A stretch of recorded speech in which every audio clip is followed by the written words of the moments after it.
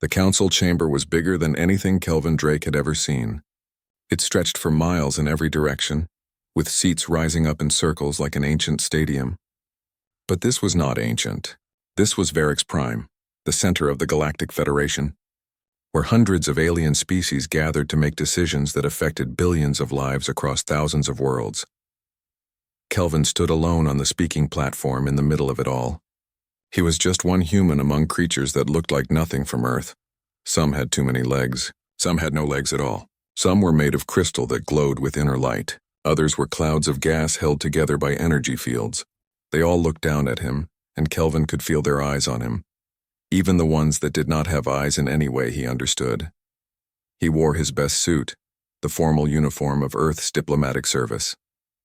It felt small and plain, compared to the elaborate clothing and body modifications of the aliens around him. His gray hair was neatly combed, his shoes polished to a mirror shine. He had practiced his speech for months. He knew every word, every pause, every gesture. But now, standing here, he wondered if any of it would matter. The speaker recognition system activated, and Kelvin's voice was amplified across the vast chamber. He began his formal request. Earth wanted to join the Galactic Federation as a full member. Humanity had finally developed faster-than-light travel, meeting the basic requirement for membership. They had studied Federation law and culture for decades through long-range observations. They were ready to take their place among the stars. Before Kelvin could finish his second paragraph, the laughter started. It began as a low chittering sound from one section of the chamber. Then it spread. Different species had different ways of expressing amusement, but Kelvin recognized them all.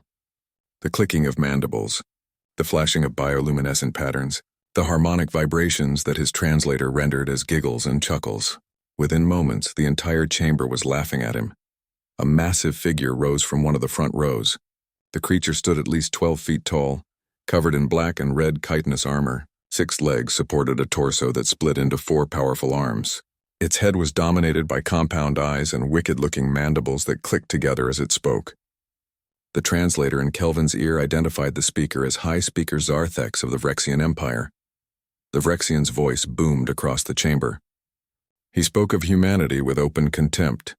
The Vrexian Empire controlled 1,200 star systems. They had fought and won wars that lasted centuries. Their military academies had been training officers for 10,000 years. And now these humans, these newcomers who had barely left their single planet, wanted to be treated as equals. Zarthex activated a holographic display in the center of the chamber. Images appeared in the air for everyone to see. They were clips from human movies and television shows. Spaceships exploding in great fireballs, sound roaring through the vacuum of space. Heroes dodging laser beams that moved slower than bullets. Single fighters destroying entire fleets with one lucky shot. Physics being ignored. Reality being treated as a suggestion rather than a law. The laughter grew louder. Other delegates joined in, adding their own commentary.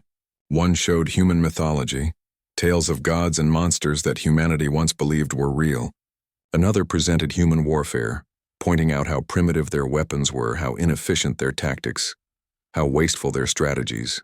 A third demonstrated human biology, explaining in condescending detail how weak humans were compared to almost any other spacefaring species. Kelvin stood through it all. He did not interrupt. He did not argue. He had been warned this might happen. Earth's intelligence services had monitored Federation broadcasts for 50 years. They knew how the older species viewed newcomers. They knew about the complex hierarchies and ancient prejudices that governed Federation politics. They knew that humanity would not be welcomed with open arms, but knowing something intellectually and experiencing it emotionally were two different things. Kelvin felt anger burning in his chest. He felt the urge to shout back, to defend his species, to tell these arrogant aliens exactly what he thought of their superior attitudes, but he did not. He was a professional. He had a job to do. So he stood quietly and waited for them to finish. A being of pure crystal floated forward. Light refracted through its body in patterns that the translator said represented speech. This was Lumina, representative of the Quellan collective. The Quellans were one of the oldest species in the Federation. They had achieved spaceflight before humans had even discovered fire. Their technology was so advanced it seemed like magic to most other species. Lumina spoke in melodic tones about human entertainment.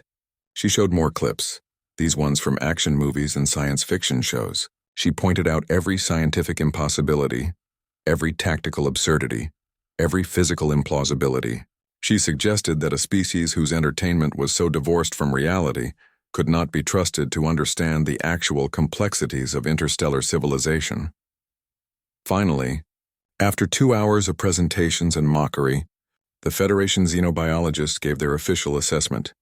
Humans were physically weak, with slow reflexes and poor sensory capabilities. They had no psionic abilities worth mentioning. Their home planet was a single world with limited resources. They had no colonies beyond their own solar system. Their entire military force numbered perhaps 200 ships of outdated design. The conclusion was clear. Humanity was not ready for full Federation membership. They were too primitive, too aggressive, too unpredictable. They needed guidance. They needed supervision.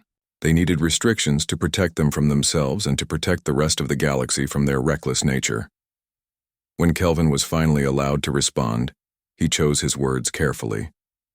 He thanked the Council for their time and consideration. He acknowledged that humanity was indeed young compared to most Federation species. He did not dispute their assessments of human physical capabilities or current military strength. All of that was true as far as it went. But then Kelvin spoke about something the xenobiologists had not measured. He talked about human history, about civilizations that rose and fell and rose again, about wars that lasted generations and the lessons learned from them, about ice ages survived, plagues endured, and extinction events that humanity had clawed its way back from, about a species that had looked at the impossible and decided to do it anyway. He spoke calmly, without passion or anger. He presented facts and historical records. He explained that while humans might lack natural advantages, they had learned to compensate through technology, strategy, and determination. He suggested that underestimating a species based on current capabilities, rather than potential for growth, might be a mistake. The Council listened politely. Some delegates seemed thoughtful. Most seemed unmoved. When Kelvin finished, there was a brief discussion and then a vote. Earth would be granted provisional membership in the Federation, but with significant restrictions. Human expansion beyond the Sol system was forbidden without explicit Federation approval. Human vessels could only travel along designated trade routes. Earth would pay substantial tribute in raw materials and rare elements. Federation monitors would be stationed on Mars and Europa to ensure compliance with all regulations. Any violation of these terms would result in immediate expulsion and possible military action. Kelvin accepted the terms. He had no choice. The alternative was complete isolation, and Earth needed access to Federation technology and trade networks. He signed the documents, shook hands in tentacles and energy fields, and prepared to return home with the news. As he left the council chamber, walking through corridors that were lit by alien suns and decorated with art from 1,000 worlds, Kelvin encountered someone waiting for him. The being looked like a deer if a deer had been crossed with a human and made of starlight. It was Terran, an elder council member from the Minari species. Terran did not mock. The ancient being simply looked at Kelvin with eyes that had seen civilizations rise and fall. When Terran spoke, the words were quiet, meant only for the human ambassador. The Minari told him that this had all happened before, long ago. Another young species had been dismissed and restricted, told they were not good enough. That species had eventually proven everyone wrong, but the cost had been terrible. Entire worlds had burned before the truth was understood. Kelvin tried to ask what Terran meant. What species? When did this happen? What was the outcome? But the elder council member simply shook his ethereal head and walked away, hooves making no sound on the crystal floor. The warning had been delivered. What humanity did with it was their choice. On the long journey back to Earth, Kelvin reviewed recordings of the council session. He watched the mockery again, this time with detachment rather than anger. He studied the faces of the delegates who had laughed the loudest. He noted which species had been silent, which had seemed uncomfortable, which had actively encouraged the ridicule. He thought about Terran's warning and what it might mean. He thought about the restrictions placed on humanity and how they would affect Earth's development. He thought about the tribute demanded and the monitors who would watch humanity's every move. Most of all, he thought, 15 years passed like sand through an hourglass. To the Galactic Federation, nothing important happened during those years. The humans stayed in their solar system, paid their tribute on time, and followed all the rules. The Federation monitors on Mars sent regular reports confirming that Earth was behaving exactly as expected. A young species learning its place in the galactic order. But appearances can be deceiving. Behind the closed borders of the Sol system, humanity was not learning to accept limits. They were learning to overcome them. Admiral Helen Carter floated in zero gravity, watching through a massive window as construction crews worked on the hull of a ship that did not officially exist. The shipyard was hidden inside a hollowed-out asteroid in the belt between Mars and Jupiter. From the outside, it looked like any other piece of space rock, cold and dead and worthless. Inside, it was a cathedral of industry. Helen had gray hair now, cut military short. Her face showed the lines of stress and responsibility. She had been commanding the secret fleet construction program since the beginning, since the day Kelvin Drake returned from Varix Prime and told Earth's leaders what had happened at the Council. She remembered the anger in that meeting. She remembered the determination that followed. The ship taking shape before her was 3 kilometers long. It bristled with weapons. Railguns that could fire tungsten slugs at a fraction of light speed, missile pods holding thousands of guided warheads, laser arrays capable of cutting through armor like butter, and weapon systems based on theories that Federation scientists said were impossible, built by human engineers who did not care about impossible. This ship, the Defiance, was just one of thousands. Every asteroid large enough to hollow out had become a shipyard. Every moon in the outer system housed manufacturing facilities. The dark side of Earth's moon was covered in military academies where young men and women trained for a war that might never come, but probably would. Helen checked her tablet, reviewing the construction schedule. Battle Group 7 was almost complete. 43 such groups existed now, each one containing enough firepower to conquer a small stellar empire, and the Federation knew nothing about any of it. How had they kept it secret? Carefully, the Federation monitors watched Earth itself and the inner planets. They did not watch the asteroid belt or the outer system. They assumed humans would build where they had always built, in orbit around their home world. They were wrong. Dr. Patricia Cole was in her laboratory on Titan, Saturn's largest moon. The room was filled with equipment that combined human and alien technology in ways that made Federation engineers uncomfortable. Patricia did not care about making anyone comfortable. She cared about results. She was working on shield technology. The Federation used energy barriers that absorbed incoming fire and dissipated it as heat. Simple, elegant, efficient. Patricia had improved it. Human shields now channeled that energy into capacitor banks, which fed it back into the ship's weapon systems. The harder an enemy shot, the more power they gave their target. It was beautiful in its irony. But shields were just the beginning. Patricia's team had also developed armor plating that the Federation dismissed as primitive. Layered metals and ceramics that could take punishment that would shred energy barriers. Humans had been building armor for thousands of years. They were very good at it. The combination of shields and armor made human warships nearly indestructible by conventional weapons. Patricia knew this because she had tested it, again and again, using captured Federation weapons purchased through intermediaries, tested in secret facilities, analyzed and countered with ruthless efficiency.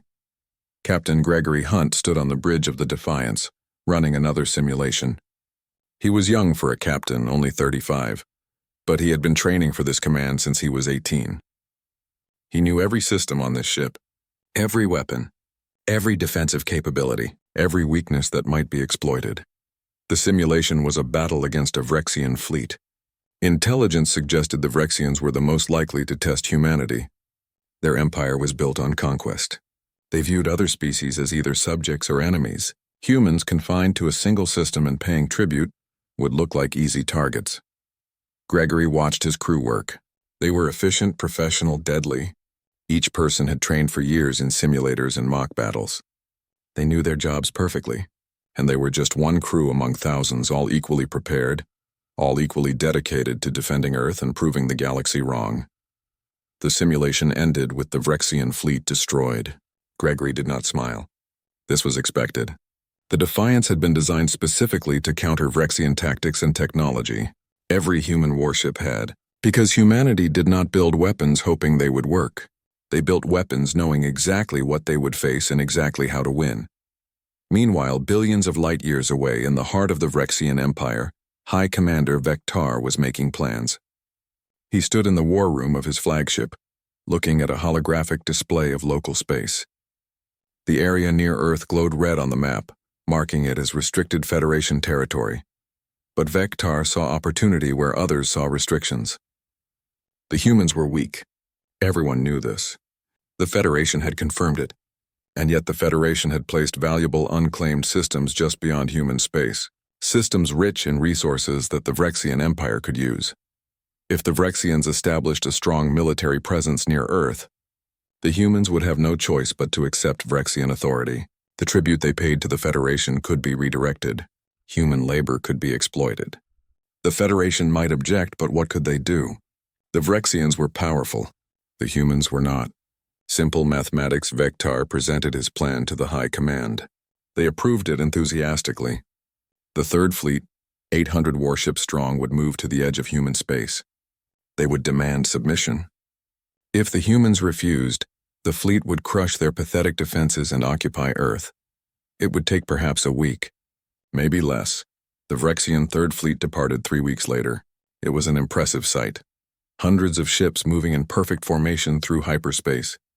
Vectar stood on his bridge and felt satisfaction. This would be easy. This would be profitable. This would add another star system to the Vrexian Empire and another victory to his record.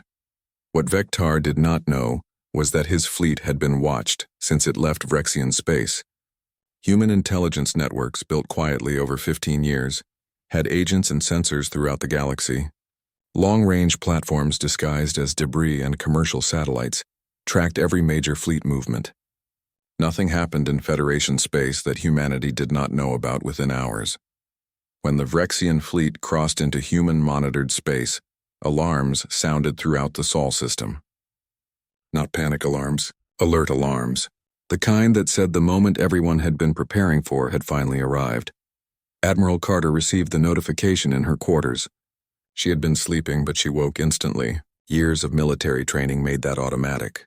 She pulled on her uniform and headed for the command center, her mind already running through deployment scenarios and tactical options. In the command center, deep inside the asteroid base, dozens of officers monitored screens showing the Vrexian fleet's approach. The enemy would reach the edge of the Sol system in 48 hours. Then they would probably stop and send their demands, standard procedure for this kind of intimidation.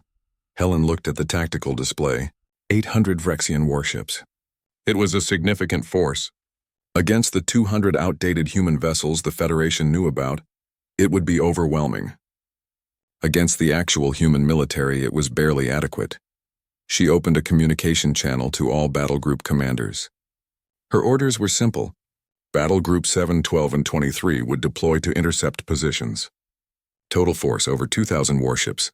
The rest of the fleet would remain on standby in case this was a feint or other enemies tried to take advantage of the situation. Captain Gregory Hunt received his deployment orders on the bridge of the Defiance. His crew sprang into action with practiced efficiency. Within minutes, the massive warship was moving out of its hiding place in the asteroid field. Around it, dozens of other ships did the same, emerging from rocks and moons and empty space where their stealth systems had kept them hidden. The fleet formed up in deep space, far from the Federation monitors who still watched Earth and Mars and saw nothing unusual. Human ships did not use conventional propulsion when they wanted to hide their movements. They used systems based on quantum mechanics and gravity manipulation. They moved through space like ghosts, leaving no trace, making no sound, invisible to sensors designed to detect normal engines. 48 hours later, exactly as predicted, the Vrexian fleet arrived at the edge of the Sol system. High Commander Vectar sent his message to Earth. The words were arrogant and dismissive. Humanity would submit to Vrexian authority. They would pay tribute. They would accept occupation. They had 48 hours to surrender or face the consequences. The response came not from Earth, but from Admiral Carter. Her face appeared on every Vrexian ship's communication system. She looked calm, almost bored. She spoke in Vrexian language, which surprised them. High Commander Vectar stared at his tactical display in disbelief. Moments ago, his sensors had shown empty space. Now they showed thousands of warships, all bearing human identification codes. It was impossible. The humans only had 200 ships. Everyone knew this.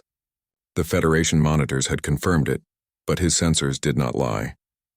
And directly ahead of his flagship, so close he could see it through the viewport, was the biggest warship Vectar had ever encountered. It was not elegant like Vrexian vessels. It did not flow with organic curves or shimmer with energy fields. It looked like a fortress that someone had bolted engines onto.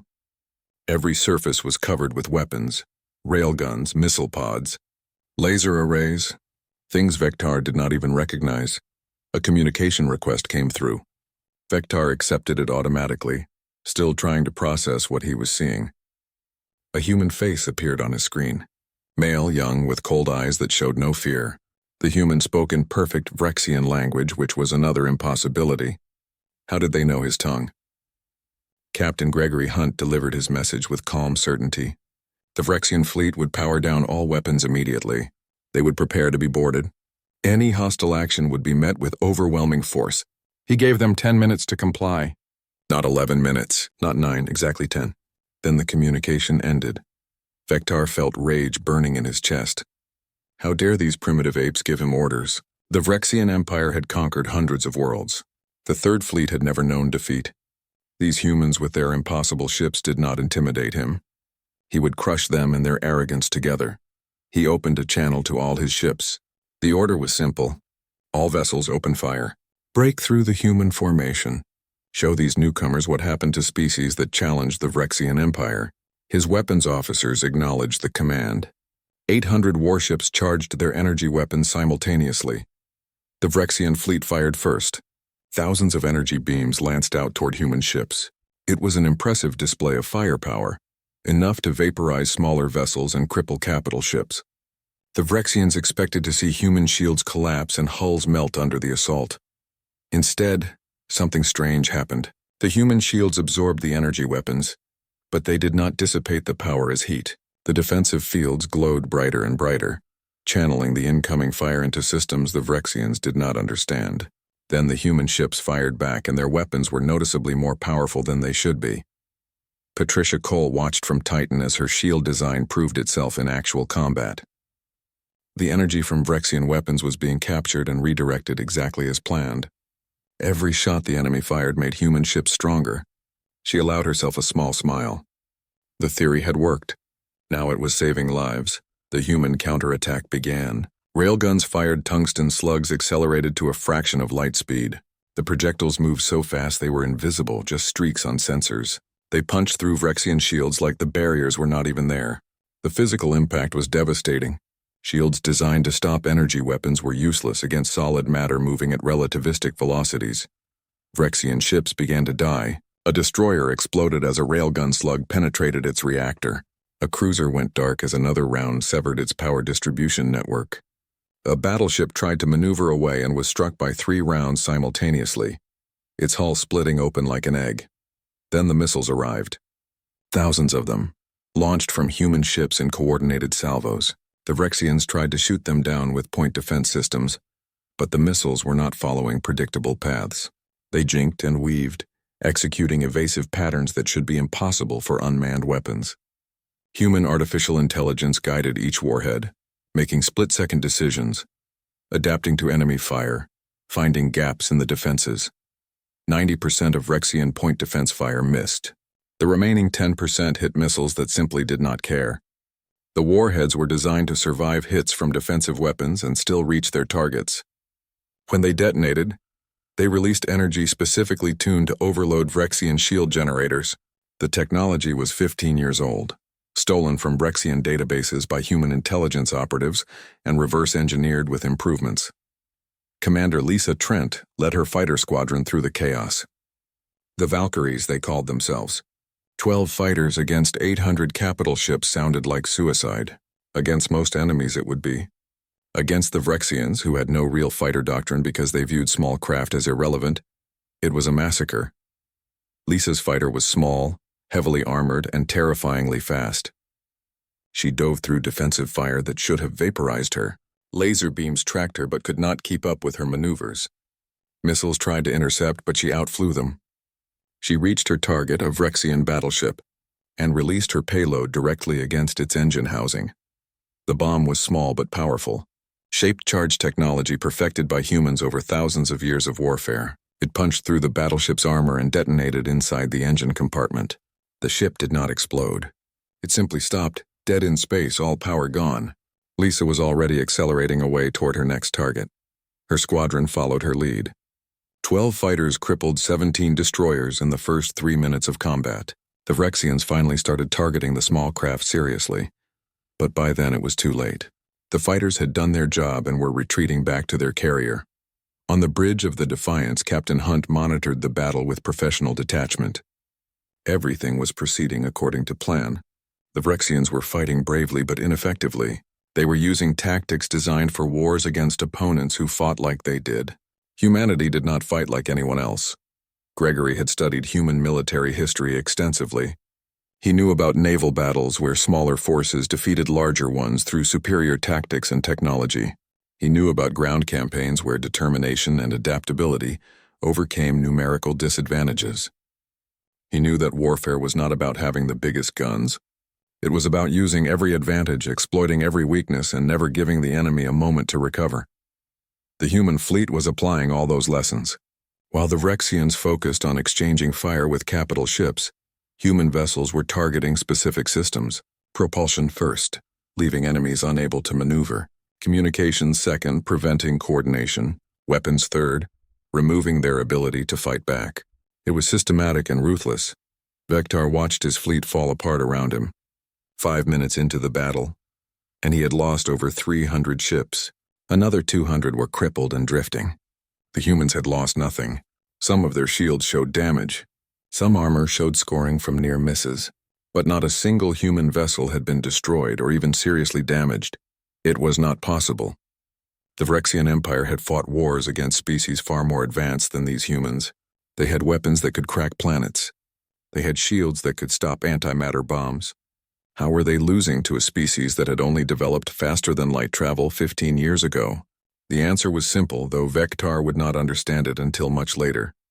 The Vrexians had assumed human technology was primitive because it looked primitive. They had not considered that humans might deliberately design their weapons to appear less advanced than they were. They had not imagined that a species could take basic principles and refine them to such a degree that they surpassed more elegant solutions. 7 minutes into the battle, Vector's flagship took a railgun hit. The round penetrated the bridge section, passing through without detonating but venting the atmosphere to space. Emergency bulkhead sealed, but not before 3 officers died and Vector himself was injured. He found himself in an emergency command center, bleeding from a head wound, watching his fleet die. 7 minutes and 43 seconds after the first shot was fired, the battle ended. Not because all Vrexian ships were destroyed, though over 600 were either destroyed or crippled. It ended because the remaining vessels powered down their weapons and broadcast surrender signals on all frequencies. Admiral Carter watched the surrender from her command center. She felt no satisfaction, no joy in victory. This was not a triumph to celebrate. This was a necessity that humanity had hoped to avoid. But the Vrexians had forced this confrontation, and humanity had responded the only way that made sense. Overwhelmingly, she opened a communication channel to the Vrexian flagship. Vector's face appeared, showing his injuries and his shock. Helen spoke calmly, as if discussing something mundane rather than the destruction of most of his fleet. She explained that the surviving Vrexian ships and crews would be treated according to the laws of war. They would receive medical care. They would be held temporarily and then returned to Vrexian space, but they would carry a message back with them. A message for the Vrexian High Command and for the entire Galactic Federation. Humanity had not asked for this fight. They had tried to join the galactic community peacefully. They had accepted restrictions and mockery with patience. But patience had limits. Any further aggression against Earth or human interest would be met with the same response. Total, immediate, overwhelming. Humanity had. The news traveled faster than light. Within hours of the battle, every major power in the Galactic Federation knew what had happened. The Vrexian Third Fleet, legendary and undefeated, had been destroyed by humans. Impossible. But the sensor logs did not lie. The survivor testimonies could not be dismissed.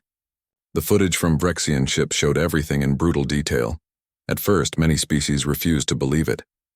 Surely this was propaganda. Surely the humans had somehow faked the recordings. But then the Vrexian survivors returned home, broadcasting their footage across all channels, and the truth became undeniable. Humanity had been hiding a military force that dwarfed anything the Federation thought they possessed. Ambassador Kelvin Drake, now promoted to Secretary General of Earth's Federation Affairs, received his summons 3 days after the battle. An emergency session of the Grand Council. Mandatory attendance. He had expected this. Actually, he had been preparing for this moment for 15 years. He arrived at Varix Prime in a new ship, not the small diplomatic vessel he had used before. This ship was larger, more impressive, with visible weapon mounts and shield generators. Not a warship, but not helpless either. A statement. Humanity was done pretending to be weak. The council chamber looked the same as it had 15 years ago. The same towering seats, the same alien delegates, the same overwhelming sense of scale. But the atmosphere was completely different. When Kelvin walked to the central platform, there was no laughter. The delegates watched him with expressions ranging from fear to anger to grudging respect. High Speaker Zarthex spoke first. The Vrexian's voice was filled with barely controlled rage. He accused humanity of violating Federation law. The restrictions placed on Earth specifically prohibited building a military force beyond certain limits. Humanity had clearly exceeded those limits massively. They had broken treaty terms and should face consequences. Other delegates joined in. The accusations flew fast. Humans had lied about their capabilities. They had hidden ships and weapons. They had deceived the Federation monitors. They represented a threat to galactic peace and stability. Several speakers demanded that Earth surrender its entire fleet immediately and submit to occupation by Federation peacekeeping forces. Kelvin listened to it all, with the same patience he had shown 15 years earlier. When the accusations finally stopped and he was given permission to speak, he stood calmly and began his response. His words were measured, but they carried weight. First, he addressed the legal issues. The restrictions placed on humanity were never properly ratified under Federation law. Earth had been denied full voting membership, which meant the treaty terms were imposed rather than agreed upon. Under Federation Charter, such imposed restrictions were only valid if the restricted party explicitly accepted them. Earth had complied under duress, which made the entire treaty legally questionable. Second, he pointed out that the Vrexian incursion was an act of unprovoked aggression. The Third Fleet had entered human space with demands for surrender and threats of violence. The Federation had done nothing to prevent this. In fact, as Kelvin was about to reveal, several Federation officials had actively encouraged it. Kelvin activated a holographic display. Images appeared in the air above the council floor. Communications logs, financial transfers, secret meetings, all showing that a dozen species had been planning actions against Earth. They were waiting to see if the Vrexian gambit succeeded. If it did, they would move in themselves, dividing human territory and resources among them like vultures picking at a corpse. The council chamber erupted in chaos. Delegates shouted denials. Others demanded to know how humans had obtained classified communications. Some turned on the officials Kelvin had implicated, demanding explanations. The crystalline being Lumina, who had mocked human entertainment 15 years ago, asked the question everyone was thinking. How many ships did humanity actually have? Kelvin let the silence stretch for a moment. Then he answered with simple honesty. The fleet that engaged the Vrexians was Battle Group 7, one of 43 such formations currently operational. Each battle group contained roughly 2,000 warships. Simple mathematics gave the council their answer. Humanity had a military force numbering close to 90,000 vessels. The number was staggering. Most Federation members had fleets numbering in the hundreds or low thousands. Only the largest empires had tens of thousands of ships. And humanity, confined to a single system for 15 years, had secretly built a force that rivaled the greatest military powers in known space. But Kelvin was not finished. He showed them footage from beyond Sol. Colony worlds that the Federation did not know existed. Human settlements on planets in unclaimed systems throughout a sphere of space encompassing 100 light-years. Each colony was self-sufficient and heavily defended. Each one served as a forward base for military operations. While the Federation thought humanity confined to Earth, human colony ships had been quietly spreading across local space. They moved through routes the Federation did not monitor. They established settlements on worlds the Federation had surveyed and dismissed as worthless. They built infrastructure that would support continued expansion for generations. A holographic communication opened, showing Dr. Patricia Cole in her laboratory on Titan. She addressed the Council directly, explaining how human scientists had not just matched Federation technology, but exceeded it in key areas. She described breakthroughs in quantum communication, gravity manipulation, and power generation, technologies that Federation scientists said were impossible. Patricia showed them examples. A power core half the size of Federation equivalents but twice as efficient. A communication system that could transmit instantaneously across galactic distances. A propulsion system that folded space rather than pushing through it. Each innovation built on Federation principles, but refined with human ingenuity and determination. The Council sat in stunned silence. They had dismissed human science fiction as childish fantasy. They had laughed at human dreams of technological wonder. They had assumed that a young species could not possibly understand advanced physics and engineering. Every assumption had been wrong. Kelvin continued his presentation. He showed them the scope of human intelligence networks, agents in every major Federation government, sensors monitoring every significant military installation, data collection systems that had been gathering information for over a decade. Humanity knew more about the Federation than most Federation members knew about each other. This revelation was perhaps the most disturbing. The Federation prided itself on security and secrecy. How had humans penetrated so deeply? The answer was both simple and embarrassing. Most species had never considered humans a threat. Security against humans was minimal or non-existent. Human agents simply walked through doors that were not locked because no one thought they needed to be. Elder Council Member Terran finally spoke. The ancient Minari had been silent through all the chaos and accusations. Now his voice cut through the noise like a blade. He told the assembled delegates that he had tried to warn them 15 years ago. He had seen this pattern before in the ancient past with another species that was dismissed and restricted. The Carthax, Terran called them. A warrior species that existed long before most current Federation members. They were considered primitive and dangerous.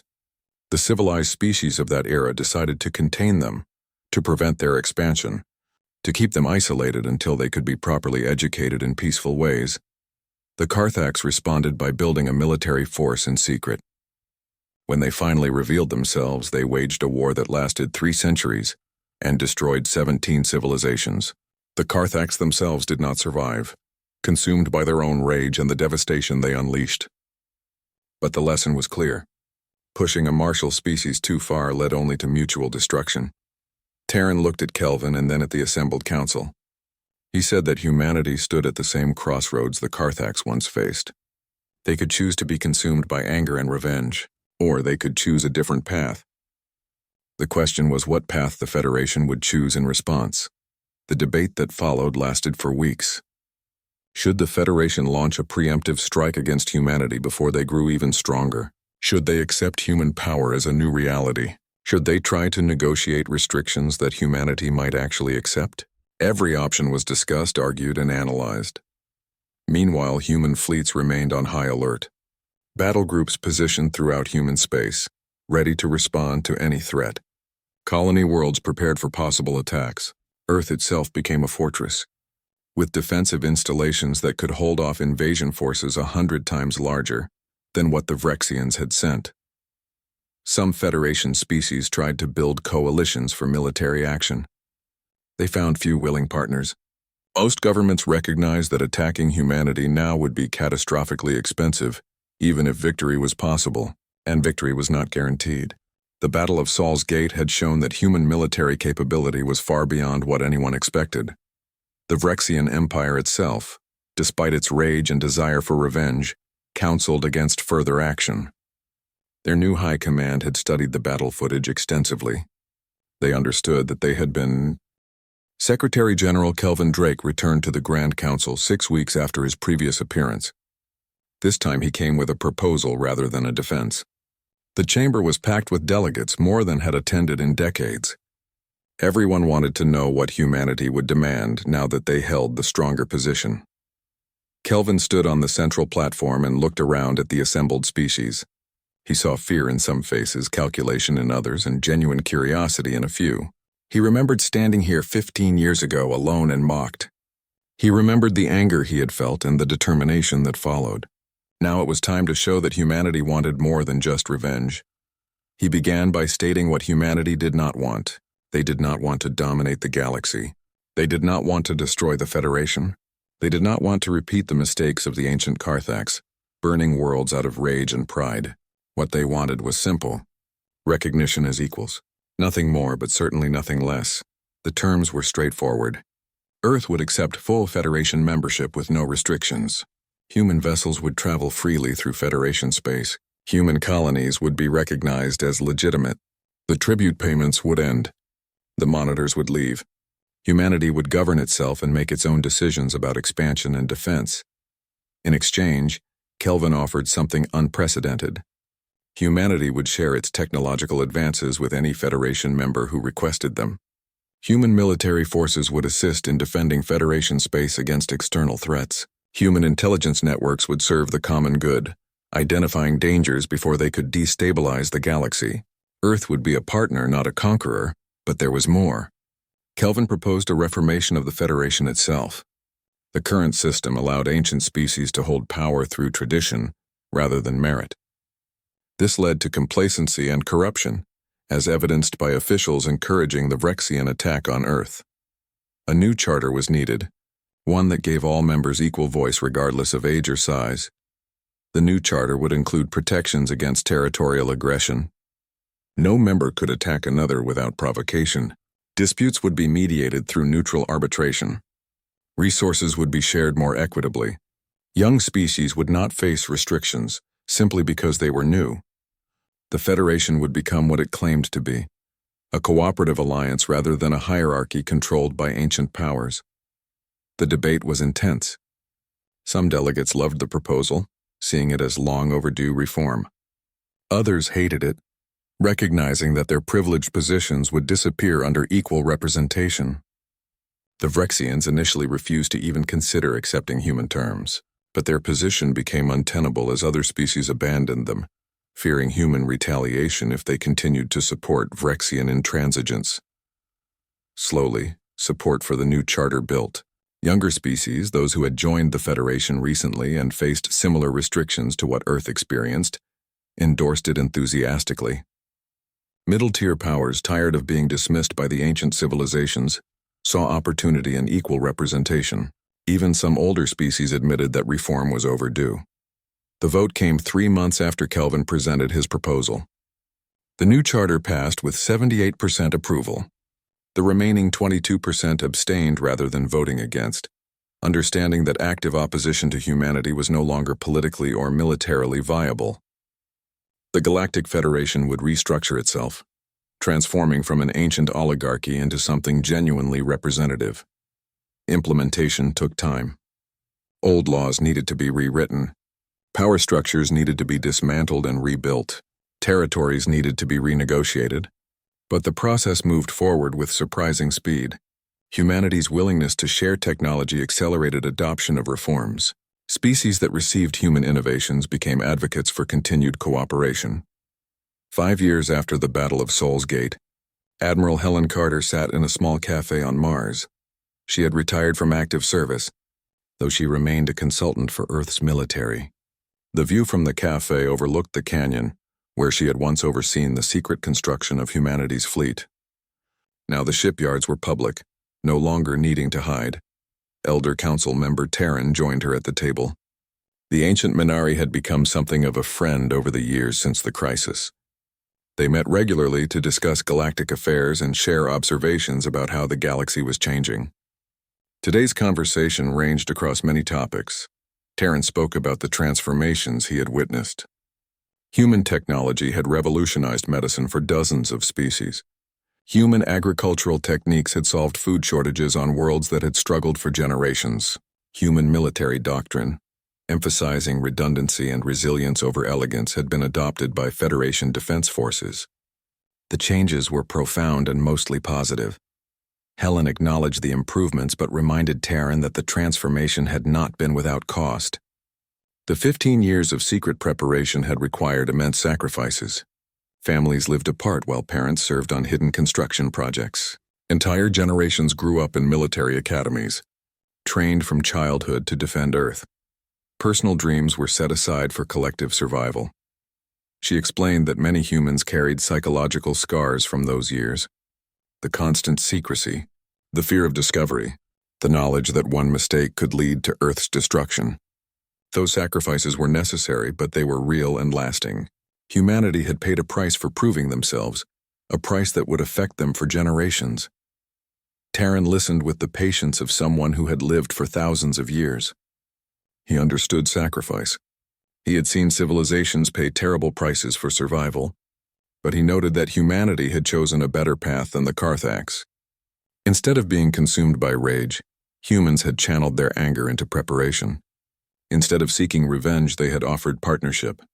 That choice made all the difference. They watched ships move through the Martian sky, cargo vessels, passenger transports, military patrols. The variety was enormous. Ships from dozens of species all moving peacefully through human space. Trade had exploded in the 5 years since the Charter Reformation.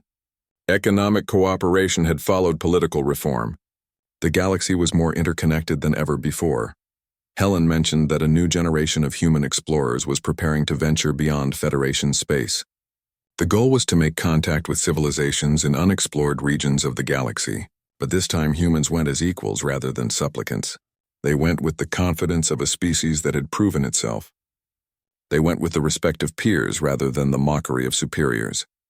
Admiral Gregory Hunt, now commanding the exploration fleet, would lead the expedition. His flagship was not the Defiance, which had been retired to museum orbit around Earth. His new ship was called the Enterprise, a name deliberately chosen to honor human entertainment that the Federation once dismissed as childish fantasy. The name symbolized continuous aspiration, the endless enterprise of reaching beyond what others claimed was possible. Taryn smiled at that, his ethereal form shimmering with what Helen had learned to recognize as amusement. He said that humanity had taught the galaxy an important lesson. Never mistake stories for reality, but also never assume that stories cannot become reality. The line between fantasy and achievement was thinner than most species believed. Back on Earth, Kelvin Drake prepared for another address to the Grand Council. Despite his age, he continued serving as humanity's primary representative to the Federation. He had been there at the beginning, endured the mockery, witnessed the transformation. It seemed fitting that he should remain involved as the new era took shape. His speech today would acknowledge the progress made while addressing challenges that remained. Some species still harbored resentment toward humanity. Some governments struggled with the reforms. Some populations feared change. These issues needed to be addressed honestly and openly, but Kelvin's primary message was one of hope. He spoke about the journey humanity had taken, from a species confined to one world to one of the galaxy's leading powers. He acknowledged mistakes made on all sides and lessons learned from nearly going to war. He emphasized that conflict had been avoided not through weakness but through wisdom. He reminded the Council that the galaxy had laughed at human legends. Those legends of heroes overcoming impossible odds, of technology that seemed like magic, of determination that could not be broken. The Federation had dismissed these stories as fantasies from a primitive species that did not understand reality, but humanity understood reality perfectly well. They simply refused to accept that reality was fixed and unchangeable. The legends were never meant to be accurate depictions of the present. They were visions of what could be achieved if limits were rejected and potential was pursued relentlessly. They were blueprints for the future rather than descriptions of the past. Kelvin concluded his address with a thought that resonated across species lines. Every civilization told stories about overcoming adversity. Every culture had legends of heroes facing impossible challenges. These stories existed because they represented something fundamental about intelligent life. The desire to improve, the refusal to accept defeat, the determination to make tomorrow better than today.